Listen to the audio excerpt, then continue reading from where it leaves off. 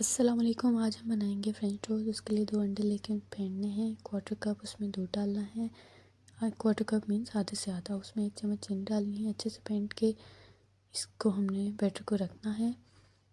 एक तवे के ऊपर ऑयल डालें, हल्का सा उसको गर्म होने दें। ब्रेड के पीस लें, इसमें डिप करें और तवे पे फ्राई कर लें। दोनों साइड से हल्का हल्का प्रेस करते हुए उसको फ्राई कर लें। ये जो बैटर हमने 2 अंडों का तैयार किया है, 6 से 7 ब्रेड पीसेस के लिए काफ़ी है। फ्रेंच टोस्ट तैयार है।